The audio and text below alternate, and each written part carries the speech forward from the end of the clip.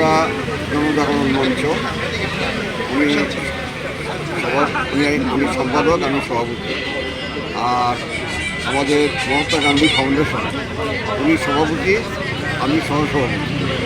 তো আমরা দুটি সংগঠনের পক্ষ থেকে আজকে তার এই স্মৃতির প্রতি আমরা শ্রদ্ধা জানাচ্ছি।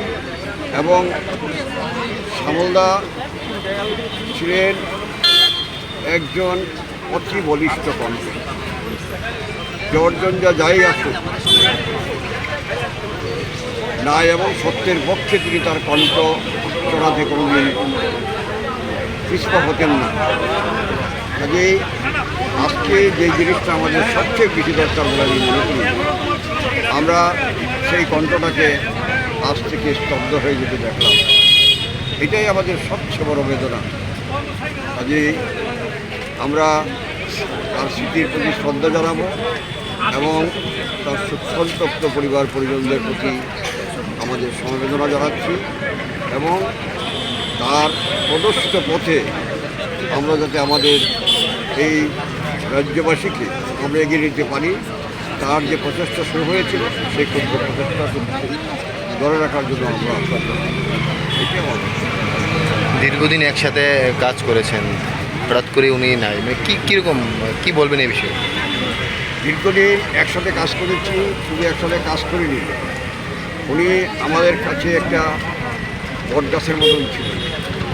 আমরা এখনও যারা আমরা আছি বিভিন্নখানে আমাদের সংগঠন করি, লেখক, শিল্পী, সাহিত্যিক, সবার কাছে তিনি একটা আশা ভরসার স্থল ছিল, একটা বটগাছের মতন ছিল। কাজেই তার আজকে হারিয়ে যাওয়া, স্তব্ধ হয়ে যাওয়া তার এই কণ্ঠ, এটা আমাদের প্রত্যেকের পক্ষেই আমরা মনে করি যে আমরা আজকে সত্যিই মানে অসহায় হয়ে গেলাম। তো সেই জায়গাতে দাঁড়িয়ে তার প্রতি আমরা শ্রদ্ধা জানাচ্ছি। এবং আজকে আমি সমস্ত আমাদের বিশেষ করে লেখক, শিল্পী, সাহিত্যিক যারা আছে, কারণ যুগে যুগে তারাই নবযুগ সৃষ্টি করে। আজকে যত শঙ্কায় আসুক, যত আশঙ্কায় আসুক, এর মধ্যে দাঁড়িয়েও শিল্পী এবং সাহিত্যিকরা যারা সৎ এবং সত্যি কথা বলে দুর্দান্ত সাহস নিয়ে নূতন যুগ সৃষ্টি করে। কারণ শিল্পী মানে স্রষ্টা, যাকে বলা হচ্ছে দ্বিতীয় প্রজাপতি। যদি তারা তাদের সেই ভূমিকা পালন করবে, তাহলেই শ্যামলদার প্রতি প্রকৃত শ্রদ্ধা জানানো হবে। এইটুকু আবেদন আমি সমস্ত লেখক, শিল্পী, সাংবাদিক, সাহিত্যিক সবার কাছে রাখতে চাই। এই হচ্ছে আমার।